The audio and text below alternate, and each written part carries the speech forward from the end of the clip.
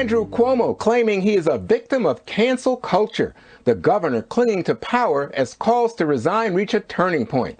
Top congressional Democrats are now saying he should step down. Alexandria Ocasio-Cortez, Jerry Nadler joining the large bipartisan chorus of lawmakers demanding the embattled governor resign.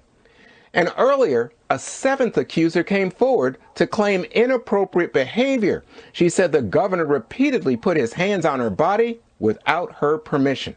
Despite this mounting pressure and the allegations, Cuomo is pushing back against the critics. Take a listen.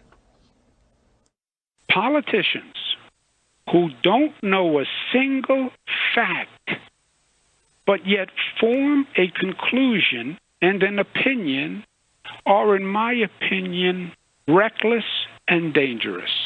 Politicians take positions for all sorts of reasons, including political expediency and bowing to pressure. But people know the difference between playing politics, bowing to cancel culture, and the truth. I'm not going to resign. Greg, you just heard the statement. He's saying that people are being reckless, and he's also saying they're playing cancel culture. Does he have a point? No, not at all. Cancel culture is when images of the past or words of the past or the present even are judged by the progressive left's current standards of acceptable behavior.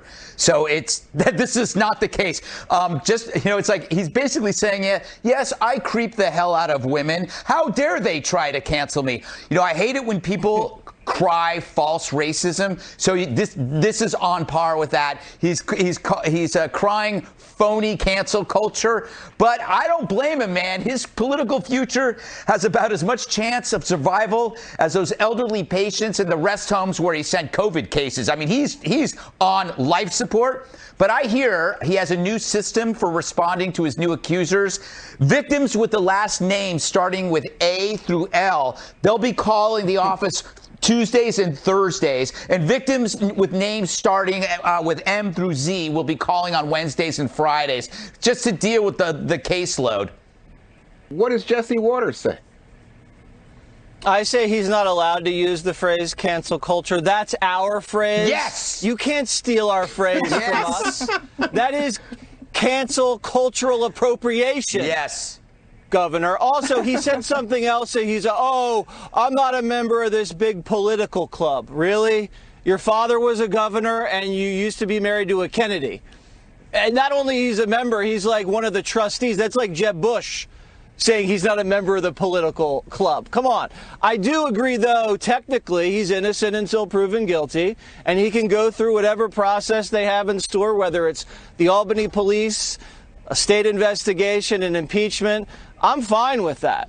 What I'm not fine with, and if he wants to remain innocent in the eyes of himself, I'm not fine with him being so wounded politically that he's not able to function as a governor, that he's not able to fulfill the duties of the governor of New York, and the people who put him there are being left without a leader in a time of a pandemic and economic recovery. So I think that's the point where you have to say, you know what? We haven't even gone through the process, but I can't even serve you effectively, so I'm out. And that might be an off-ramp for him.